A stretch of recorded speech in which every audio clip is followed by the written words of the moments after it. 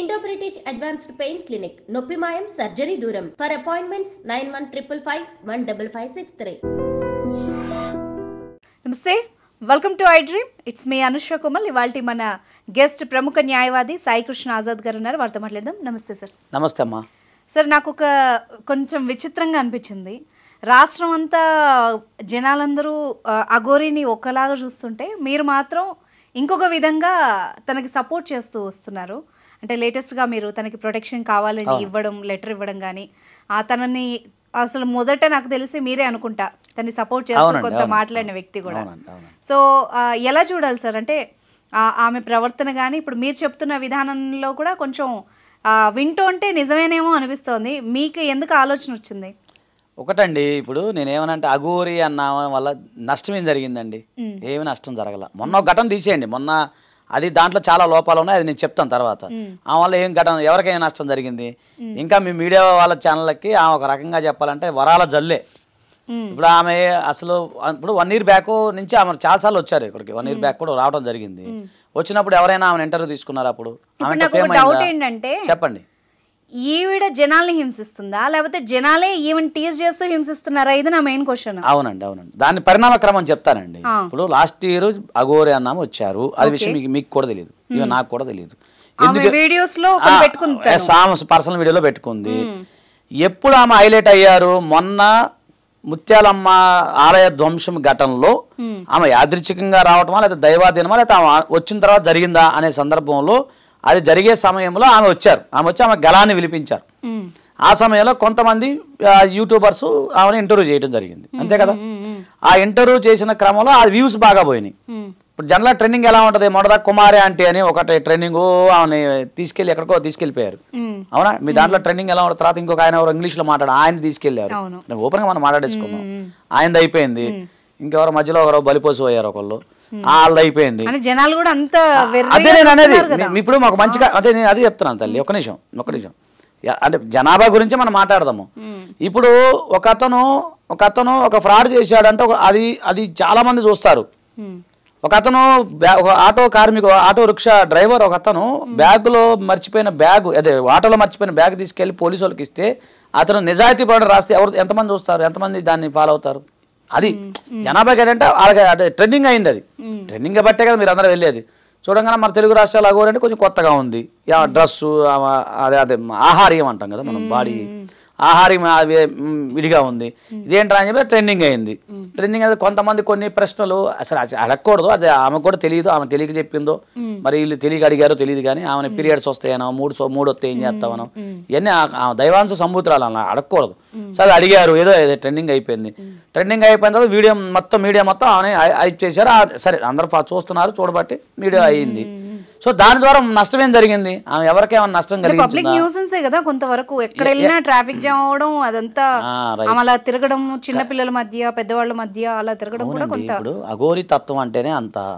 ఆమె పని ఆమె చేసుకుంటూ వెళ్తుంది. మీరెందుకు ఇన్వాల్వ్మెంట్? Traffic jam ఎప్పుడైతుంది? జనాభా రాబట్టే ట్రాఫిక్ జామ్ అవుతుంది. ఏమైనా ట్రాఫిక్ జామ్ అవ్వట్లేదు కదా. ఏమైనా ట్రాఫిక్ జామ్ ఎక్కడైంది మేడం? ఈ వల్ల ఎప్పుడు ట్రాఫిక్ జామ్ కాదు. ఆమె పని ఆమె చేసుకుని వెళ్ళిపోతుంది. ఆమెను కొంతమంది ఫాలో అవ్వటం, ఆమె రాగానే ఆమెతో సెల్ఫీలు తీసుకుంటాం, కొంతమంది వీడియోలు తీయటం, కొంతమంది ఎగబడిపోవటం, కొంతమంది ఆశీర్వాదం కోసం, కొంతమంది ఆమె కాలు మొక్కాలని చెప్పి, కొంతమంది బ్లెస్సింగ్స్ అని. దానివల్లే కదా ట్రాఫిక్ జామ్ అవుతుంది. ఎప్పుడు ట్రాఫిక్ జామ్ అవుతుంది? ఇప్పుడు నేను ఎవరో తెలియదు, నేను మామూలుగా వెళ్తున్నాను బండి మీద, నన్ను ఎవరు పట్టించుకుంటారు? అదే ఒక నేను సెలబ్రిటీ అనుకో, నన్ను ఫాలో అయ్యేందుకు 10 మంది 20 మంది తయారవుతారు. అలా జరుగుతుంది తప్ప ఆమె ఎవరికై అన్యాయం చేసింది, ఎవరైనా డబ్బులు ఉండడం కూడా సార్. అంటే ఇప్పుడు ఆమె అదే తల్లి అఘోరి అంటే అంతే కదా. కాదు సార్, ఇప్పుడు ఆమె కారు మనం చూసాం, నెంబర్ ప్లేట్ లేదు, రిజిస్ట్రేషన్ నెంబర్ లేదు, ఆమె కపాలాలు పెట్టుకొని తిరగడం అన్ని. అంటే ఆమె ప్రొజెక్షన్ కూడా వింతగా జనాలు చూసేలాగానే. అవునండి, ఇప్పుడు కారు రిజిస్టర్ ఇక్కడ కాదు కదా మేడం, నార్త్ సైడ్ అలాగే ఉంటాయి అఘోరాలకు సంబంధించి. మీరు ఎట్లో కూడా చూడండి, అఘోరా వెహికల్స్ అని కొట్టండి, అఘోరా సెల్ ఫోన్ కూడా వాడతారు, వాళ్ళకి అలాగే ఉంటాయి, అలాగే ఉంటాయి. అక్కడ నార్త్ సైడ్ అంతా ఉంటాయి. ఇప్పుడు ఎందుకంటే ఇప్పుడు సాయిబాబా మహారాష్ట్ర నుంచి మనకు సాయిబాబా షిరిడి సాయిబాబా సంబంధించిన కొన్ని వెహికల్స్ వస్తుంటాయి చూడండి, లోపల బాబా ఉండి వెహికల్ పెట్టుకుని వాళ్ళు సందాలు అడుగుతూ ఉంటారు. అక్కడ అట్లా నార్త్ సైడ్ అని అలాగే ఉంటాయి. అంటే నేను అన్నాను కాదు, దైవానికి సంబంధించిన అలాగే ఉంటాయి. మనకు అది మనం ఎంత అది అంతే. కాశీలో ఎవరన్నా అఘోరాన్ని పట్టించుకుంటారండి? లేదు, వాళ్ళు నార్మల్ గానే చూస్తారు. మరి మన దగ్గరికి వస్తే ఎందుకు? మనకి ఇక్కడ వెరైటీ వింత అంతే కదా. ఇప్పుడు ఒక శారీ కట్టుకున్నామని ఇక్కడ ఎవరన్నా వెరైటీ చూస్తాం మనం. అదే విదేశాలకు వెళ్తే వేరే దేశంకి వెళ్తే మనం వింతగా చూస్తాం. లేదా ఒక అమెరికా వాళ్ళు నీగ్రో వాళ్ళు మన ఇంటి దగ్గరికి వస్తే మనం ఆ చుట్టుపక్కల అందరూ వింతగా చూస్తాం. ఇప్పుడు అమెరికా వైట్ పీపుల్ ఎవరు పట్టించుకుంటారు, ఇంగ్లాండ్లో వైట్ పీపుల్ ఎవరు పట్టించుకుంటారు. ఒక వైట్ పీపుల్ మన దేశానికి వచ్చారు అనుకోండి, అంటే మన ఏరియాకి, దేశం అంటే మన ఏరియాకి వచ్చారు, మనం ఎంతగా చూసారు వీళ్ళు తెల్లగా ఉన్నారు ఏంటి ఇదంతా.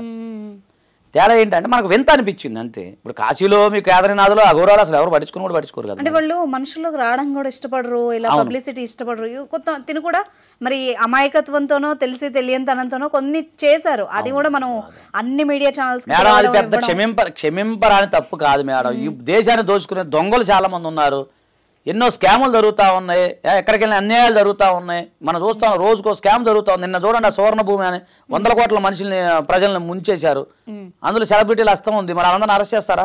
ఈ విషయం మీద ఏ మీడియా మాట్లాడదు ఏంటండి? ఎంతమంది పిల్లలు డబ్బులు దాచుకొని, అంటే నేను టాపిక్ వేరేదని కాదు, కోట్ల రూపాయలు మోసం చేసిపోయారు కదా మేడం. మొన్న ఏదో ఐటీ కంపెనీ బోర్డు తిప్పేసింది, ఆడ వైద్యం పేట మనుషుల్ని చంపేశాడు. మరి ఇవన్నీ మాట్లాడరేంటి మేడం? ఇది ఆమె చేసిన వాళ్ళు ఎవరైనా తెచ్చారా, లేకపోతే ఎవరికైనా ఆస్తులు పోయినాయా, లేకపోతే ఎవరికైనా ఏదైనా అయిందా, లేదా ఎవరైనా సూసైడ్ చేసుకున్నారా? లోన్ యాప్ల మీద ఎంతమంది చనిపోయారండి? లోన్ యాప్ల వాళ్ళు ఎంతమంది చనిపోయారు? అంటే నేనేమంటున్నానంటే సార్, ఇప్పుడు మనం సొసైటీలోకి వచ్చినప్పుడు మనకు కొన్ని కట్టుబాట్లు, కొన్ని ఇవి ఉంటాయి. నాగరిక ప్రపంచంలో ఎలా ఉండాలి అన్నది కూడా ఒక రూల్ బుక్ అయితే మనకు ఉంటుంది. అంటే ఆడా మగ తేడా లేకుండా అందరి మధ్యలో అలాగా వ్యవస్థలాగా తిరగడం కానీ మీకు అర్థం కావట్లా. అది నార్త్ ఇండియాలో కాశీలో వ్యవస్థగా ఉన్నప్పుడు ఎవరు పట్టించుకోరు. మన తెలుగు రాష్ట్రాల్లో కొత్తగా మనకు వింతగా ఉంది కదా మనం పట్టించుకున్నాము. అసలు మనం పట్టించుకోకపోతే ఎవరిని పట్టించుకుంటారు? పోలీసుల మీద కూడా తను దాడి చేసిన ఒకటండి. ఇప్పుడు పోలీసు వాళ్ళ మీద దాడి చేయటం అనేది ఏం లేదు, కానీ రైట్ టు ప్రొటెక్షన్ ఆమెను పట్టుకున్నప్పుడు నాకు కలవాలంటే అది దానికి కొద్దిగా లీగల్ నాలెడ్జ్ లేదు ఆమెకి. ఆమె చిన్నప్పుడు 7 years లోనే వెళ్ళిపోయింది ఆమె. ఆమెకు తెలియదు ఇప్పుడు ఇక సమాజం ఎట్లా ఉంటుంది, ఈ నాగరికత ఎలా ఉంటుంది, ఈ సమాజం ఏంటో తెలియదు. ఇప్పుడు మీరు చాలా మంది అడుగుతారు, నువ్వు ఇలా చెప్తున్నావు కదా, మన ఐఫోన్ ఎట్ట వాడుతుంది, కార్ ఎట్ట వాడుతుంది అని కొంతమంది అది కూడా ప్రశ్నించారు. నన్ను కూడా అడిగారు, మా చుట్టాలు అడిగారు, బయట వాళ్ళు కాదు, మా చుట్టాలు. కార్ వాడుకొని అన్ని చోట్లకి నేను చెప్తా, అది కూడా చెప్తాను, అది కూడా నేను మాట్లాడాను, అది కూడా అడిగాను. ఇప్పుడు నా చుట్టాలు, మా తమ్ముళ్ళు అన్నదమ్ముళ్ళు వాళ్ళే ఫోన్లు చేసి కార్ ఎడ తిరుగుతుంది నువ్వు చెప్తున్నావు, లేదా ఫోన్ ఎట్ట మాట్లాడుతున్నాను. ఫోన్ ఈ రోజుల్లో మాట్లాడితే తప్పే ఉందండి? ఓన్ డ్రైవ్ చేసుకుని దానికే ఉంది. ఇప్పుడు ఆమె ఫస్ట్ పాదయాత్ర చేస్తుందండి. ఆమె లాస్ట్ ఇయర్ పాదయాత్ర చేస్తున్నారు. చేసినప్పుడు ఒక ఆయన చూసి నార్త్ ఇండియాలో అఘోరాలకు చాలా గొప్పగా గౌరవిస్తారు. ఎందుకు ఈ కార్లో తిరుగుతామని చెప్పి కారు కొనిచ్చాడు ఆయన. ఏంటి ఒకరు ఉంటారు కదా, వాళ్ళకి సంబంధించిన వ్యక్తులు ఉంటారు కదా, దానికి సంబంధించిన కారుకు సంబంధించిన ఇన్సూరెన్స్ పేపర్లు ఉన్నాయి, అన్ని పేపర్లు ఉన్నాయి. మీకు నేను అందుబాటులో రాగానే మీకు నేను పంపిస్తాను, మీరు డిస్ప్లే చేయండి, ఇబ్బంది ఏం లేదు. ఒకటి. రెండోది ఏంటంటే ఆ వల్ల మీకు వచ్చే నష్టం ఏంటంటే నేను అనేది, మీకు ఎందుకు ఆ పని చేసుకున్నది, వెళ్తుంది గుడికి దండం పెట్టుకుని వెళ్తుంది, కొత్తగా వింత కదా సార్. మరి అది ఎవరు తప్పండి? అది ఎవరు తప్పు? ఒకటి. సరే, ఇప్పుడు ప్రజలందరూ ఇప్పుడు ఆమెకి సపోర్ట్ చేశారు, హిందూ ధర్మం కోసం పోరాడుతా ఉంటుంది, సనాతన ధర్మం కోసం. డౌట్ ఏంటంటే హిందూ ధర్మం కోసం, సనాతన ధర్మం కోసం పోరాటం అంటే దానికి ఒక ప్రణాళిక కానీ ఇలా చేస్తాము, ఇలా చెయ్యాలి అన్నది ఏం లేదు. తను వచ్చిన ఫస్ట్ డే నుంచి కూడా మీడియాతో మాట్లాడడము, అబ్జెక్టివ్ పాయింట్స్ మీదే మాట్లాడడము, కొన్ని అబ్జెక్టివ్ విషయాల గురించి తను ప్రమోట్ చేసుకోవడం. ఈవెన్ తన వీడియోస్ లో కూడా, తన ఛానల్లో కూడా అఘోరిమాత ఇక్కడికి వెళ్ళింది, ఇలా చేసింది, తనని ప్రమోట్ చేసుకునే విధానం. ప్రతి పార్టీకి ఒక ఛానల్ ఉంది, ప్రతి ఇంటికి ఒక ఛానల్ ఉంది. దానికి ఆమె ఛానల్ ఉండడం వల్ల నష్టమే ఉంది, దేశానికి వచ్చే నష్టమే. అలా కత్తలే ఆమె ప్రొజెక్ట్ చేసుకుంటది. నాకు సొంత ఛానల్ ఉంది, నిజం చెప్తున్నా, మా ఛానల్ ఉంది, చెప్పకూడదు నేను ఆ పేరు, ఇక్కడ వేరే ఛానల్ నేను ఉన్నాను కాబట్టి. నా సొంత ఛానల్ ఉంది, ఒకరు ఛానల్ పెట్టుకుంటున్నారు, ఆమెకు ఉంది, దానికి తప్పే ఉంది. ఇంకొకటి ఏంటంటే ఇప్పుడు ఆమె ఏమి సనాతన ధర్మం కోసం ఏం చేస్తూ ఉంది. ముందు ఇప్పుడు కార్తీక మాసం కాబట్టి ఇప్పుడు శివుడికి సంబంధించినవి ఇప్పుడు 1 కోటి దీపాలు జరుగుతూ ఉన్నాయి, మా ఇంటి దగ్గర 1 కోటి దీపాలు జరుగుతూ ఉన్నాయి. అలాగే అన్ని ఛానల్స్లో అన్ని 1 కోటి దీపాలు పొద్దున్న లేస్తే ఇప్పుడు ఇంట్లో వాళ్ళు స్నానం చేస్తాం, మేము కృష్ణానదికి పోతాం, కార్తీక పౌర్ణమి వెళ్ళాలి కదా, ఇప్పుడు అన్నీ ఉంటాయి, కార్యక్రమాలు అన్నీ ఉంటాయి. కార్తీక మాసం కాబట్టి శివుడికి ప్రత్యేక గొప్ప ఇది కాబట్టి ఆమె ఏం చేసింది, ఏదైతే ఆంధ్రాకి ఎందుకు వెళ్ళిందని మీరు ప్రశ్నించాలి. ఆంధ్రాలో పంచారామాలు ఉంటాయి, శైవ క్షేత్రాలు అయితే 5 ఉన్నాయన్నమాట. సో 5 దర్శించుకుంది, ఆమె ఏం చేయలేదు, ఆ పని ఆమె చేసుకుంటూ వెళ్ళిపోయింది. మధ్యలో పవన్ కళ్యాణ్ గారిని చెప్తా, అక్కడికి వస్తున్నానండి. అక్కడికి వస్తున్నప్పుడు మీకు అది కూడా పాయింట్ చెప్తా. ఈమెకి సినిమా యాక్టర్లు ఎవరో తెలియదు. అయితే ఒక ఛానల్ వాళ్ళు ఏం చేయాలంటే ఆ సందర్భంలో లడ్డు వివాదం రావడం, ఈయన పవన్ కళ్యాణ్ గారు సనాతన ధర్మం కోసం పోరాటం, అది కూడా 2 సైమంటస్గా జరిగినాయి. అప్పుడు ఒక ఛానల్ ఆయన ఇంటర్వ్యూ చేస్తూ పవన్ కళ్యాణ్ గారి ఫోటో చూపించారు. చూపించి ఈయన తెలుసా అంటే తెలియదయ్యా నాకు ఆయన ఎవరో అని చెప్పింది. ఈయనే సనాతన ధర్మం కోసం పోరాడుతున్నారు, ఆయన హిందూ ఇట్లా ఉంది అని చెప్పి ఆయన స్పీచ్ అంతా విన్న తర్వాత ఆవిడ చెప్పింది ఇది ఏమని, ఈ విషయం నాకు ఇలా తెలుసని ఆవిడే చెప్పింది. ఆమె చెప్పడం కదండి, ఒక నిమిషం చెప్తాను. ఒక ఛానల్ అతను ఇంటర్వ్యూ చేస్తూ, ఆయన నాకు మంచి ఫ్రెండే, నేను కొన్ని పేర్లు చెప్పకూడదు మీ దగ్గర, కానీ ఒక ఛానల్ అతను ఇంటర్వ్యూ చేస్తూ, అమ్మ సనాతన ధర్మ కోసం మీరు పోరాడుతున్నారు, సినిమా యాక్టర్లు తెలుసా, కేవలంగా క్యాజువల్ క్వశ్చన్లు అడుగుతా, సినిమా యాక్టర్లు తెలుసా, వాళ్ళు తెలిసి వీళ్ళు తెలుసా అంటే నాకు ఎవరు తెలియదు అన్నారు. సరే ఏం తెలుసా అని చెప్పి పవన్ కళ్యాణ్ గారిని చూపించడం జరిగింది. చూపించినప్పుడు ఈయన సినిమా యాక్టర్ అంటే కాదు, సినిమా యాక్టర్ కాదమ్మా, సనాతన ధర్మం కోసం నువ్వు ఎలాగో పోరాడుతున్నావో ఈయన కూడా అలాగే పోరాడుతున్నాడు, కాబట్టి ఈయన పలాని ఆంధ్రప్రదేశ్లో డిప్యూటీ సీఎం గారు సనాతన ధర్మం కోసం పోరాడుతున్నారు అని చెప్పి ఆయన చూపించడం జరిగింది. అప్పుడు ఆమె ఏమనుకుంది, ఆయన కలవాలనుకుంది, ఆయన కలవాలని ఆమె అనుకున్నారు. అలాగే మీకు విషయం తెలుసా, మొన్న వచ్చినప్పుడు ఆమె ఎక్కడ చేసింది సంఘటన తెలుసా, మొన్న ఆమె రోడ్డు మీద ధర్నా చేసింది అంతా ఎక్కడ తెలుసా, జనసేన పార్టీ కార్యాలయం ముందు, బయటకు అది ఎక్కడో కాదు. ఎందుకు జనసేన పార్టీ కార్యాలయం ముందు చేసింది అంటే పవన్ కళ్యాణ్ గారిని కలవాలి అని ఆమె డిమాండ్ అదే కదా. ఎందుకంటే సనాతన ధర్మం కోసం ఆయనకు పోరాడుతున్నారు, ఆయన కూడా నేను కలవాలని ఒక రకమైన గురువుగా భావించింది ఆమె, భావించి ఆయన కలవాలని అనుకుంది ఆమె. దానికి సంబంధించిన అదేదో పోర్ట్ఫోలియో ఉంటుంది, ఒక వ్యక్తిని కలవాలని అంత పెద్దాన్ని కలవాలంటే మనలాగా వెళ్ళిపోయి కలవరు కదా, దానికి ఒక ప్రొసీజర్ ఉంటుంది కదా, ఆ ప్రొసీజర్ ఆమెకు తెలియదు, చెప్పేవాళ్ళు లేరు, నా ఫోన్ ఎత్తట్లేదు. సో చెప్పిన సందర్భంలో ఏమైంది, ఆమె అక్కడ నేను కలవాలని చెప్పి బైఠాయించింది ఆమె. ఆమె తెలిసిన విద్య ఒక్కటే కదా, అంతే తప్ప అక్కడ ఏమి ఎవరిని ఇబ్బంది పెట్టింది ఏముంటుంది.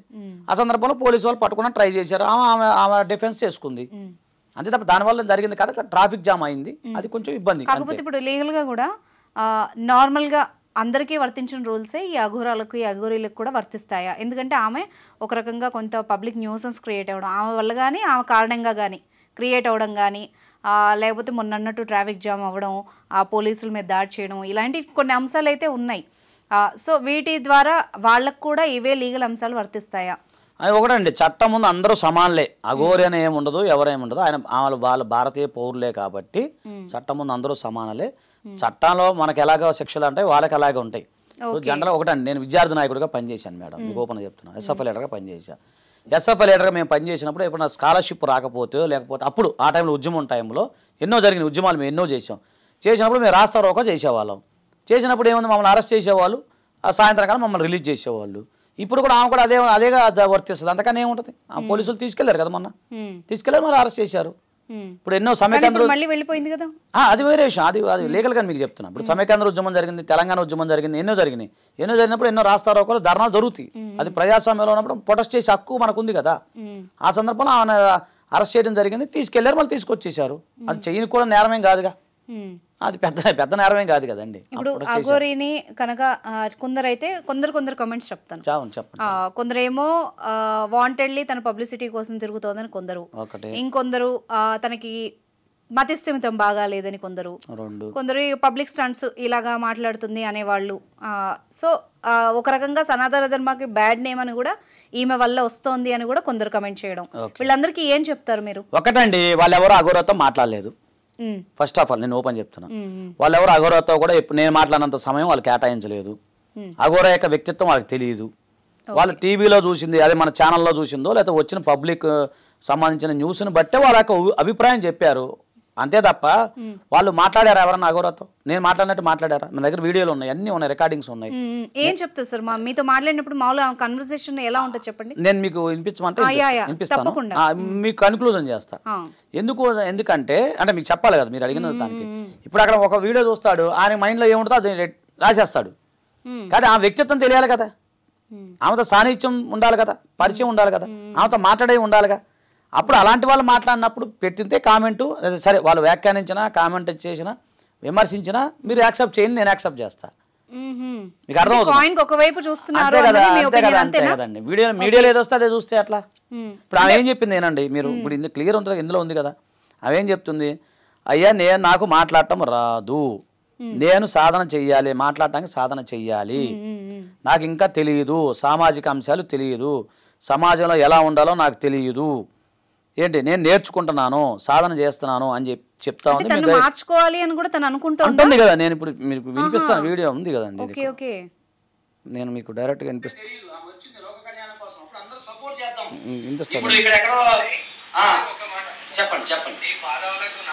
అయ్యో నా పాదాలకు నమస్కారం అని ఎప్పుడైనా అదే అంటది.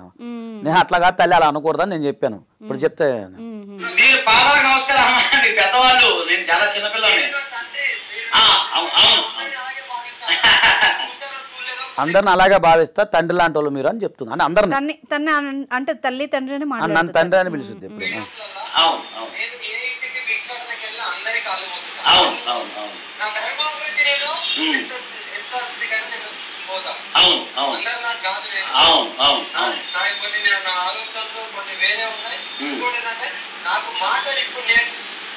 నేను మీకు అదే చెప్తున్నా స్వామి మాతాజీ, కొంతమంది మాట్లాడటం రాదు, ఇప్పుడే నేర్చుకున్నా అని చెప్తుంది ఆమె. ఇది కూడా సాధనే, అవును, మాట్లాడటం కూడా సాధనే, అవును.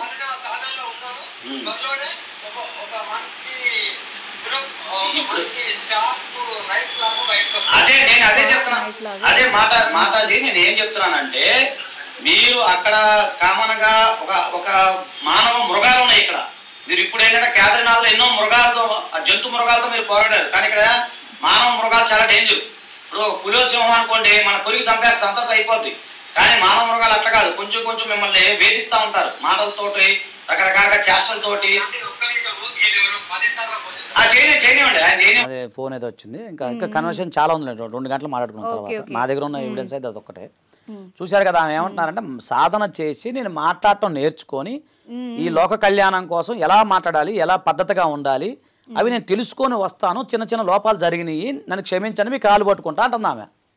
ఓకే ఓకే, తను మార్చుకోవాలన్న ఆలోచన అయితే తనకు వచ్చింది. అదే కదా మీరు చెప్పేది, అదే కదా. నేను అందరి కాలు మొక్కితే మీరు తండ్రి లాంటి మీరు నాకు చెప్పండి, మీరు చెప్పండి నేను మాట్లాడతాను అంటుంది ఆమె.